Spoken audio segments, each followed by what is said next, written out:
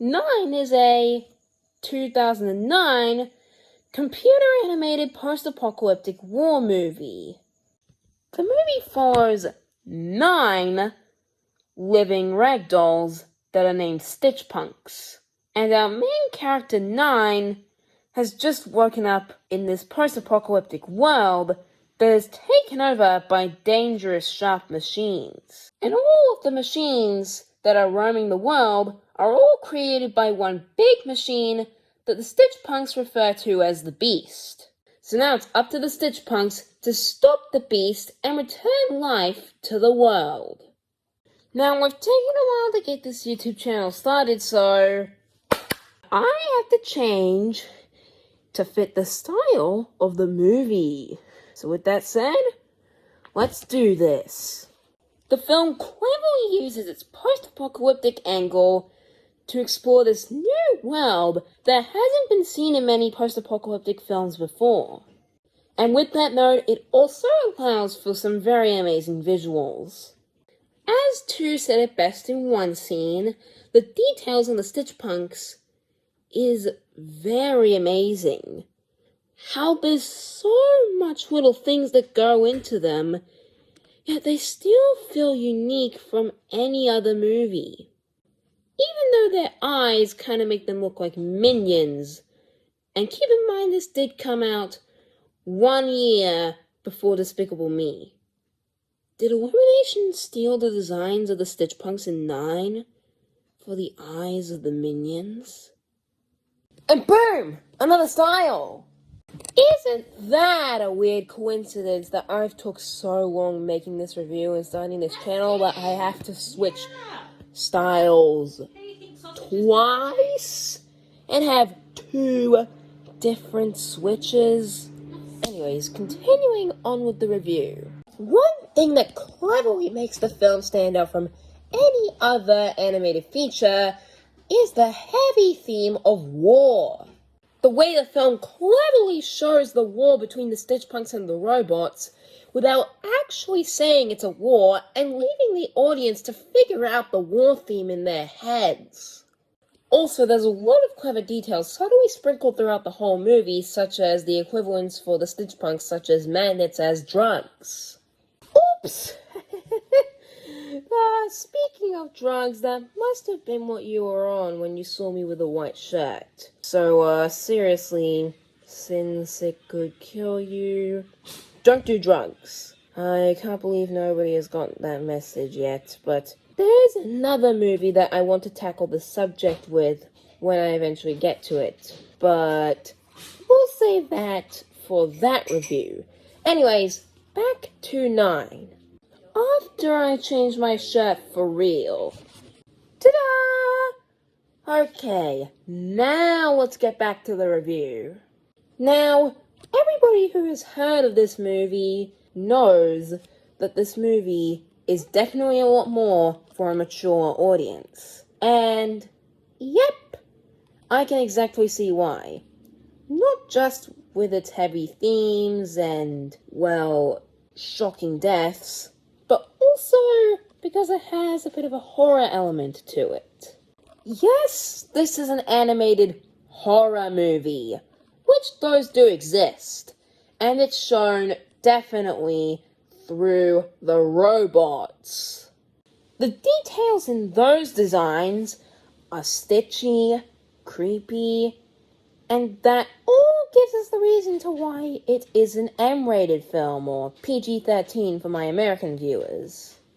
Now, this is where I'm gonna have to give a spoiler alert for the film, as I'm going to be breaking down some plot points that are pretty important. So if you don't want to be spoiled, please skip ahead to here. At that, let's actually get into the scary aspect of the movie. Seriously, in one scene, the robot you're seeing on screen right now shows up, drugs 8, catches 1, then catches 7, then catches 8, and then 9 stupidly lets 1 free, and the robot gets away. And then after that, we actually get this very sad scene where the remaining Stitch Punks put Two's body on a piece of wood, put a coin on his eyes, and then send him floating down the drain. Oh, and by the way, if you're wondering how Two's body got into this, he was on the tail of the robot and then popped off. So with that alone, you can already see the dark angle that this film is going for. And it's very effective, I must say. Now, let me just say right now that in this movie, the Stitch Punks don't really die, per se. They just get their souls sucked out, leave their bodies completely messed up, and then they go inside the beast. Pretty weird, but it's actually pretty interesting. The mechanics of this machine was possibly built so that it could keep organic life in itself. Yet the way it requires the talisman is often explored whenever the ragdolls get their souls sucked out. I'm of course referring to the Stitch Punks in the movie. Sorry about that. Okay, enough about that kind of stuff.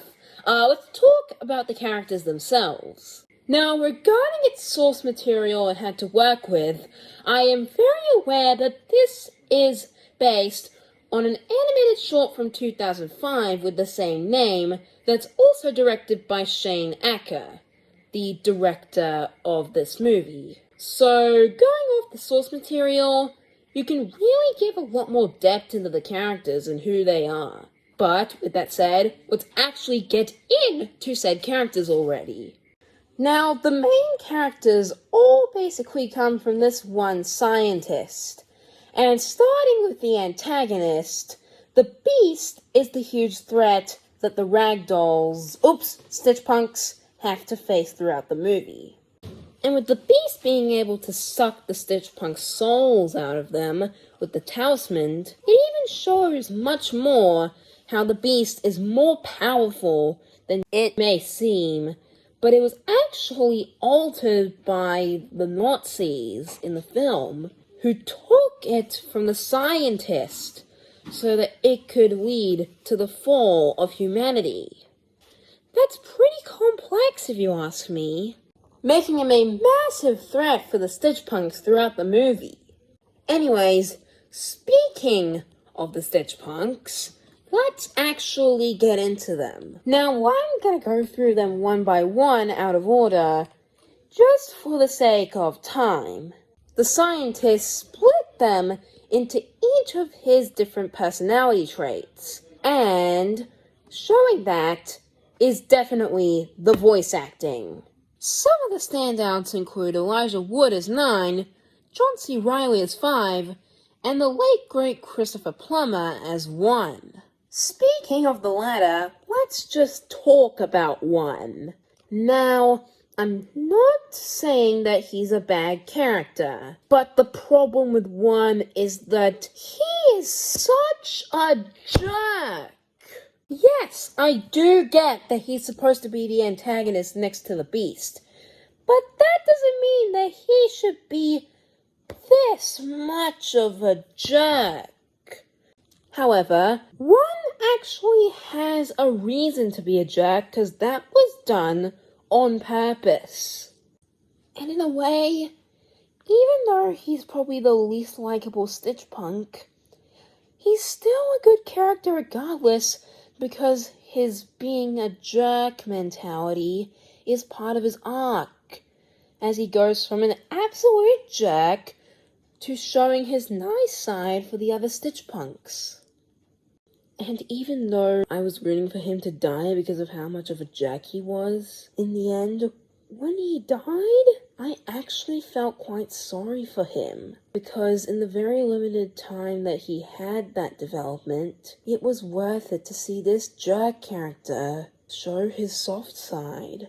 And if a movie can take a jerk character and put them through an arc where they show their soft side, then I call that kind of arc wholesome.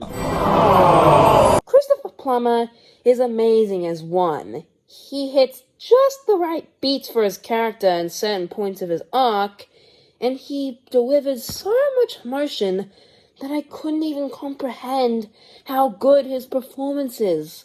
Oh my god. Anyways, now let's talk about 5, who is often said in reviews to just be 9's best friend, the timid one of the group, and also having a little bit of a relationship with 2. But there is so much more to his character that I wouldn't really want to go into much. But let's just say it makes his character so in-depth and his chemistry with 9 so great that when he dies, to be honest, out of all the Stitch Punks who died, he's the one I felt the saddest about. And even 9 himself feels sad about this. But one great thing about this character is his performance by John C. Reilly, that really, again, hits the right beats for his character and makes him a lot more likable, because listening to him alone is very enjoyable, and you would feel bad for this guy when he feels sad. And that's the amazingness. Did I just invent the word amazingness? And most of what I just said about 5 can also be applied to 9 himself as well, except with 9, he takes what would usually be a tiresome chosen one type narrative for his type of character, and his execution as a character is brilliant to display that since he's new to the world, he's not really a fully developed person yet. Or a toy, in this case, since they're living ragdolls. Oh yeah, and Elijah Wood's performance as 9 is just phenomenal. Again, it hits the right beats, and his generic voice shows again that he's not fully developed yet, and he's newer to this world than the other Stitch Punks. And the other Stitch Punks are basically the same. Their personalities are very distinct and fleshed out, they have great voice acting, blah blah blah. Though some standouts for some certain characters include that I like that 8 is just completely silent while also being dumb for getting drugged! 3 and 4 being quite similar as twins and having the same ability with camera eyes, and also being completely silent. Marlon Brando's nice soft voices too. 6 being a crazy conspiracy theorist and not having an important role in the story until he literally gets killed. And the nice little romantic subplot that 7 has with 9. And there. But for my more in-depth thoughts, I'm obviously gonna make a longer and second video about the genius of this movie later on in my YouTube channel, Korea, because I am not done yet explaining what makes 9 so great. I feel like more animated movies should be like this, more geared towards a mature audience. And because of all I've just said, 9 gets an A+.